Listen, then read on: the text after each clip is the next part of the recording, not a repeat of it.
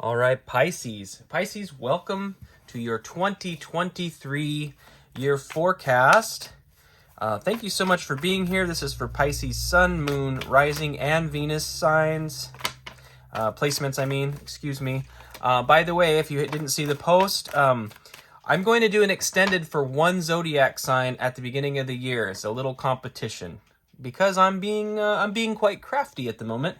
Whichever sign on the 2023 year forecast gets the most views and likes and things, I'm gonna basically just, and comments, I'll tabulate it all together, and whichever one has the most traffic and everything, I'm gonna do an extended on, and we'll break it down into like career and finance, or excuse me, career and love and things like that. Okay, and maybe things you don't see coming, something like that. The cool part is you can actually choose if you resonate more with your moon sign or your rising sign. Say, for example, you could actually influence that by liking and commenting on those. You should do it for all of them. Let me let me just be really greedy and ask for that. However, you can influence it. So it's up to you. If you resonate more with the moon or rising, that's where you might want to leave comments. And you can leave a comment simply like anything. It could say anything. It could say vote. You could just write the word vote if you want to. But anyway, let's get into it here. 3 cards general energy for the spread. We will clarify and then get 3 cards of advice or potential outcome, things to be aware of, and that'll be that. Just like the spread I used to do back in the van days. Those of you who were there, thank you so much. If this is your first time, thank you so much for being here. Let's get into it. I sound very official today. We have the 5 of Wands. I forgot to move my coaster out of the shot. Oh, so professional. All right, we've got the 5 of Wands. Okay, we have the 10 of Swords. And we have, wow. Hey, guys. Pisces, I think I'm a little flustered with you. Not with you. You've got me flustered. Anyway, and Strength. What is going on? I'm so sorry. I don't even know, guys. This happens occasionally. This happened to me with Libra, actually. I got really clunky, like right out of the gate. It'll smooth out, I promise. Okay, 5 of Wands, 10 of Swords, and Strength. What I see here is there's something... Oh, let's look at the underlying. Justice. Libra. Hey, speaking of... speaking of Libra, Justice. All right.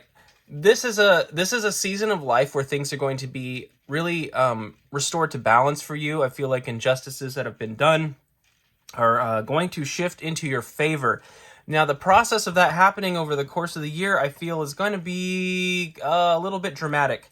But what I want to point out here more than anything is the emphasis on the color yellow in these cards. You can see the yellow here. The yellow is the solar plexus. It's the I am, the will center of the chakra system. And it really is the dividing line between deep desires and fear in the lower chakras, quote unquote lower chakras, and then beyond that goes to love, speech and intuition and sovereignty. So it's really suggesting a shift into more of an emphasis on kind of finding your voice, finding your truth, and being willing to stand by it. She controls the lion here with grace. You know, she doesn't tame the lion with violent force. It's grace. And I feel like there's some kind of conflict maybe between you and other folks, and it does come to a resolution that may be an ultimate ending here. I mean, the 10 of Swords is the done deal, right?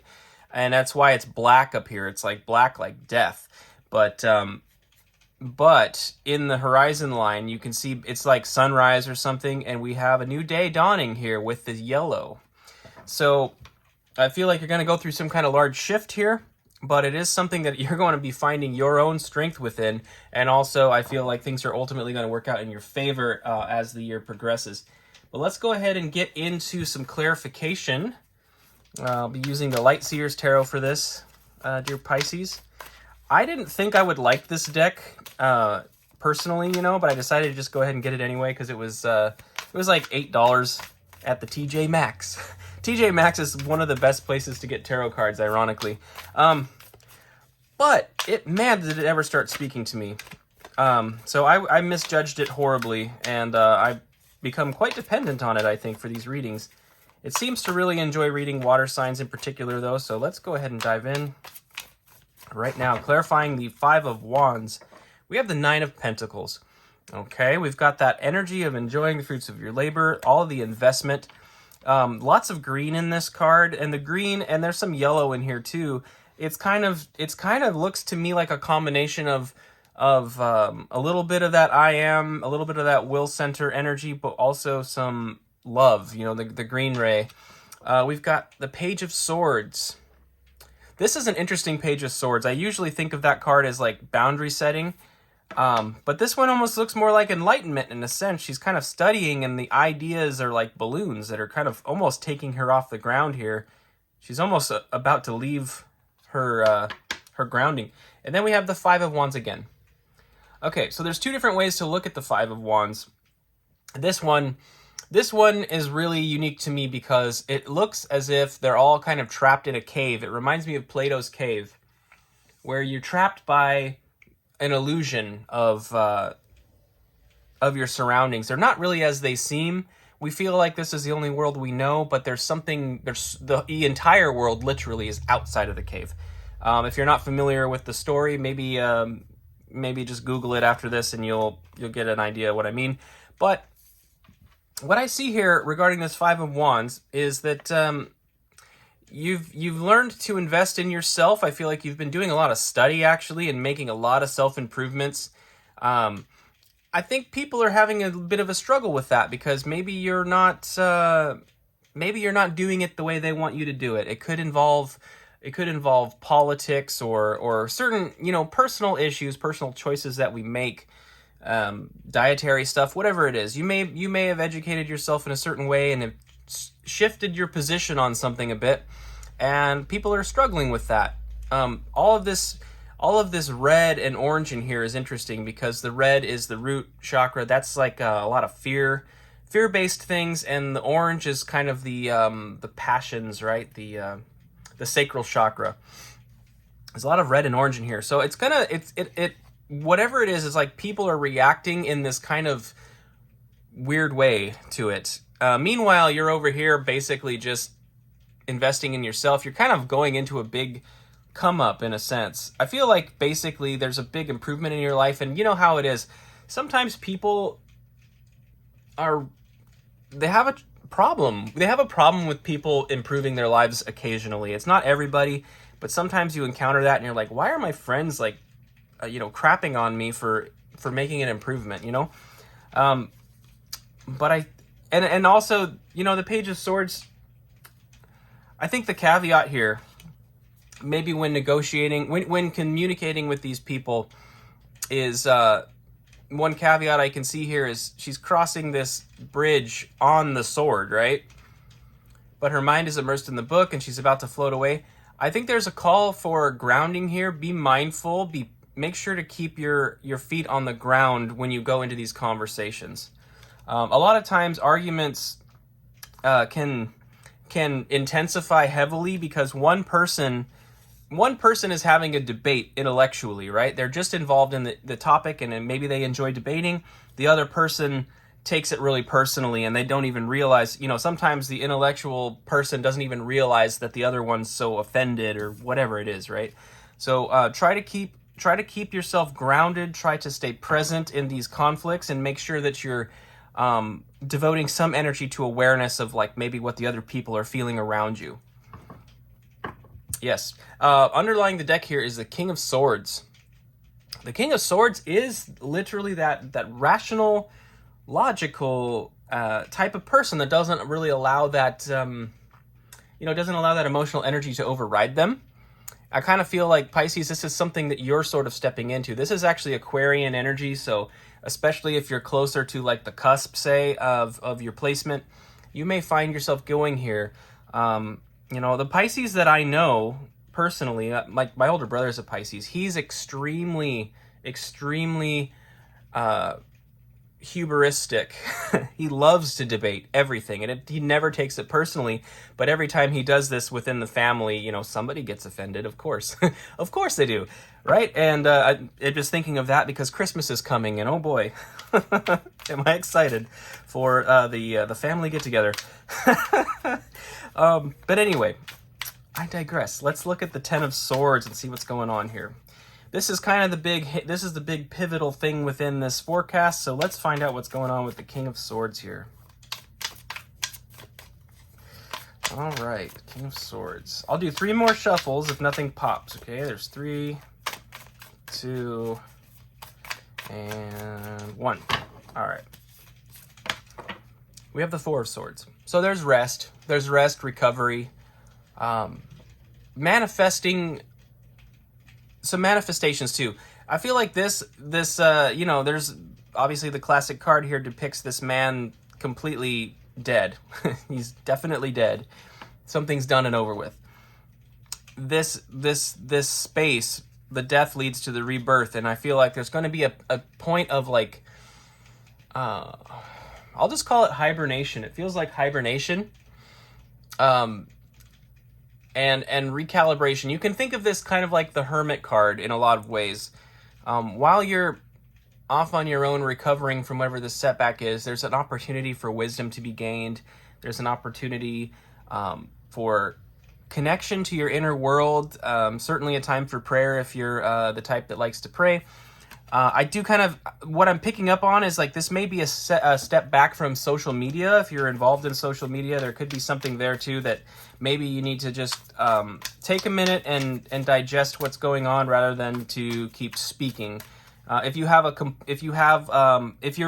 maybe your business is around something to do with social media, it may be very difficult to do this, but I that's the vibe I'm getting is like maybe a little break is important. You know, you'll know if that's your story, of course. Then we have the Eight of Swords. Okay. So there's going to be a lot of awkwardness. There's going to be a lot of discomfort here. This Eight of Swords is interesting. You can see that in this deck, the swords are kind of depicted by these ravens. And they're always kind of flying around with these strings, right? The air is literally like the thought life, and it's also communication. I feel like a lot of things that are being said in this situation are going to make you feel trapped in some way. And I think this is really key to the whole social media thing. If it involves social media at all, and I'm getting a strong hit about this, don't. Unplug, don't look at it, don't look at it, don't look at it. I have a feeling that maybe some people are going to be talking a lot of crap, which is really unfortunate, and I'm sorry for that. Just my heart goes out to you now. You know, it's happened to me. It happens. Now, the nice thing here is she's actually not bound. In the mirror, it appears like she's bound, but she's looking in the mirror and she's not. So you always have an option. In fact, in the mirror, you know, she's got the blindfold on, like she can't see, but she doesn't have a blindfold on either. The blindfold is an illusion. Okay, so if you listen to these voices swirling around you, it's going to make you feel stuck. I think it's really saying like Pisces, and this goes without saying for Pisces, but trust your intuition, right? Don't pay attention to the outside world or what's being reflected to you. Instead, pay attention to what is. And that's a big key with the Four of Swords too, is that you really do have the opportunity to sit with things. And then, okay, our last card that came out here is the Five of Cups. You know, allow yourself to feel it. You have to feel it to heal it. And I don't know if this will be, it hasn't really indicated to me that this is involving anything specifically around romantic relationships or anything, but regardless, even if it was professional life, maybe it was career oriented, maybe a job was lost due to a conflict, you may have some feelings about it, you know, and that's totally understandable. This day and age, the way that you know, Western society works, companies, if you're working for a company, it's like they ask for your soul. They really, really try to get you to invest emotional energy into the situation, and it can be painful. You know, it can be abusive, frankly. So if you're in a situation like that where you're being really jerked around in your professional life, there may be something coming to an end there, and I think that you know, it even if it's just about business, it still can emotionally hurt. So don't try to block yourself from feeling the feelings as this comes up. And then we have the Eight of Wands on the bottom here, because I feel like when you feel it, you know, as you're going through this process, when you're feeling the emotions and resting in the Four of Swords energy, kind of in that hibernation, something new is going to come up. A new idea is going to come up. Something's going to come forward, and it's really something that's going to inspire you tremendously. It'll come through really fast. And I think that's driving me nuts. That reflection. There we go. And this thing that's going to come through fast, it's probably an idea that you may have, but I almost feel like something of almost like a Page of Pentacles energy. Something may come towards you. Something may come out of the blue, and there may be an opportunity, okay? But let's go ahead and get into this Strength card real quick. Not real quick. We're taking our time. Yes, my friends. Okay. Yes, not real quick. We'll take as long as it takes, Pisces. I got into, yeah, so let's check out the Strength card. All right, 3 more shuffles, if nothing. Oh, okay, there's one. Let's take a look at it. King of Wands. Okay, we do have a lot of fire here, by the way. King of Wands, lots of wand energy here with the 5 of Wands twice, and the Strength card, that is represented by Leo. There could be something involving a Leo, certainly, or any other fire sign. You may have those in your chart as well. You know, Aries, Leo, Sagittarius. King of Wands is persistent. Persistent in the passions, you know, kind of unwavering. So Pisces, that may that feels a lot like Aries energy to me, to be honest. It's very fixed. And, well, actually, I don't even know if Aries is fixed, so I don't mean fixed in the literal sense. I mean in the sense of, like, there is a Mars-like persistence to this card. Whatever it is that you're moving towards when you find this strength, I feel like you're going to learn how to sort of almost like set the cruise control on your persistence towards that goal. So rather than sprinting, getting tired, and falling back, you're going to be able to sort of pace your daily pursuit of that goal. So you're going to find this way to sort of manage the ups and downs of the motivation of whatever this is about. All right, we have the Moon. Okay, very polarizing energy here. This is about things unseen. I think basically what it's suggesting is, Pisces, it doesn't surprise me to any extent that you know, you would be kind of immersed in your thoughts here. It could be up and down, of course. It can be about your fears. It can be about your hopes and dreams too.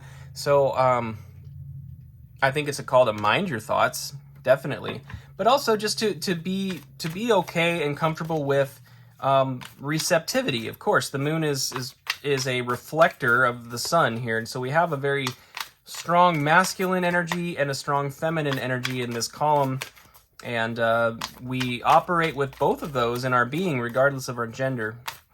And it brings balance to have attributes of both. All right, one more card here. And we have the Knight of Pentacles. Okay, again, with the persistence, right? This Knight of Pentacles, I really like this one in particular because he's basically a farmer sowing seeds in a field here.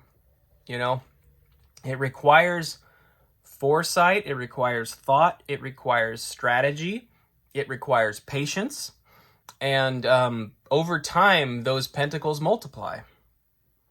You know, and he's basically walking the field and dropping. I kind of consider it like dropping the pentacles. It looks more like investment to me than it is like, he's not harvesting the pentacles out of the field, he's actually planting them. So there is some investment energy here. There could be an opportunity for you that's going to require, it's going to require more It's going to require more of you.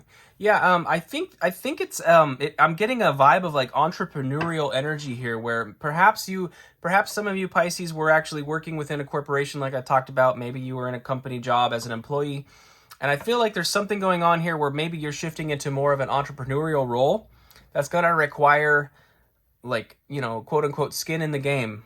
There's going to require some commitment, and that will require continued diligence, because if it's your business, it's really all on your shoulders, right? You have to wear every hat in whatever it is that you do. And so there's something going on there, I feel, for some of you, and it's a big decision to make. It's a big decision to make, and it's something that I think you probably do like the idea of. The hopes and dreams side of the moon card, it's like the positives of the moon card are definitely those things. Like, it's almost like the star, where you've got this wish, you've got this idea. Wouldn't it be cool if I, had a successful business in this sense? It's going to require all of this motivation, and it's going to require this consistency. Okay? So I think that's pretty cool. Now, let's take a look at the underlying energy here. We did have the Eight of Cups. I think this is a willingness to walk away from something. She's leaving this pond. It looks like a pond or a lagoon or something, with the one cup in it. And what I get from this, and moving this way, right? She's almost walking into what appears to be like a desert, but she's walking towards the sun and walking towards a new day. Kind of like this, right? Walking towards a new day with that yellow down there. This lagoon, this pond, it's still water. It's stagnant water. It's not a fresh spring. It's getting mucky. It's getting slimy. It's getting bitter. It's not good to drink. And, you're choosing to walk away from it. This ending that's occurring up here, this may be something that you make the decision on. You actually may be the one to cut the cord. And, even so, like, choosing this is such an act of empowerment. I love it because it goes right in with the Strength card. In my opinion, walking away shows some serious strength in your character, but it's still emotional. It's not like it's an easy thing. And any of you that have walked away from people or situations willingly, that it doesn't come easy, and it's not emotionally void of anything. Is sometimes walking away from people or situations is extremely painful, but sometimes it has to be done. All right, I'm going to shift this up a little bit because I didn't leave myself with quite enough space. I think I'm good now. Let's go ahead and get a look at your outcome here. This is the Mystic Palette Tarot, and I never work with it. I have had it for a little while, but it's been a deck that wasn't resonating initially, but it called to me for you Pisces. And so this 3-card outcome, it'll probably go pretty deep, because I'm going to have to stare at the cards and try to figure out, what some of the meanings are. There's a lot of unique artwork on these, and they have a lot of depth, I feel. And it's just been, I think it required a little bit of commitment on my end. So we're going to go ahead and just jump off the cliff, so to speak, and look at these cards together. Kind of for the first time, really. They're very beautiful, but I just haven't quite bonded with them. So, alrighty. Oh, there's our first one. Okay, we have the Seven of Cups that came out first. You're definitely going to have options. These options are... Okay, these options are kind of unique, because in the Seven of Cups, traditionally, there is sort of a implication that, like, within, like, the Rider-Waite, say, you have this, the cups are filled with things that are kind of, how do we put this? A little bit materialistic, a little bit more gravitated towards the ego, towards the 3D, right? Like a woman. So, in my case, a woman, yes. Or riches, whatever. One thing that stands out here to me that's kind of interesting is we have a clock in one cup. We have a book in one of the cups here. We have a castle, of course, so we've got sovereignty.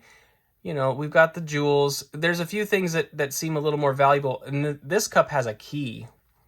And I kind of feel like that cup is almost like a key to knowledge. Oh, how do I? You know what it reminds me of? It's like have you ever seen like in like a Oktoberfest type situation? You see the waitresses that grab like a whole bunch of steins of beer at the same time. It's like really impressive when they bring those all those handles together and like they can carry like 12 cups. These aren't those kind of cups. These cups are much more delicate, and I kind of feel like it's almost like you could grab three of them. I don't know why I'm saying this way. This is very out of left field. And it's almost like the time, the book, and the key seem like the things to prioritize.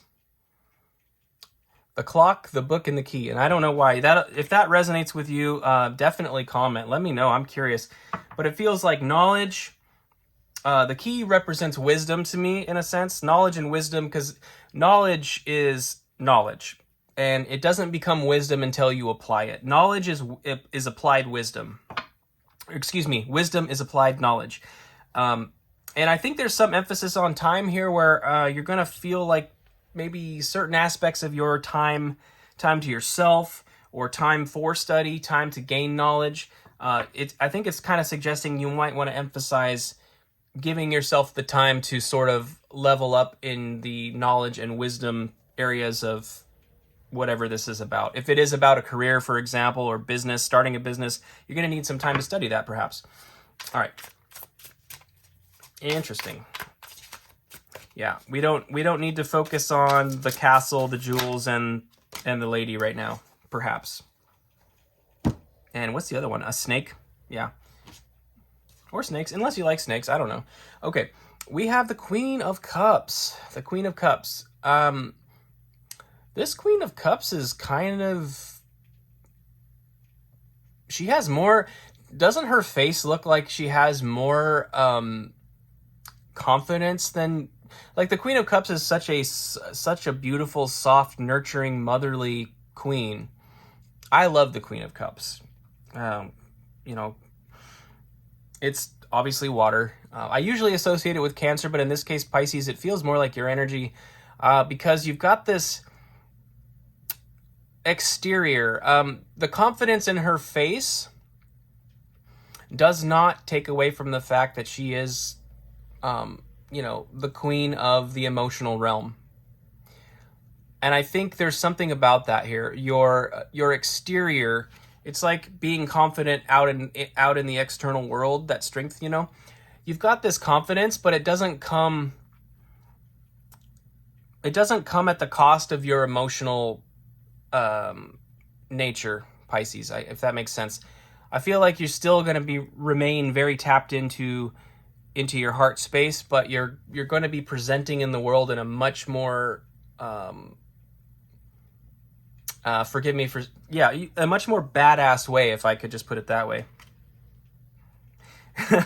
Yeah, I think you're going to be appearing quite confident, but it really doesn't detract from your emotional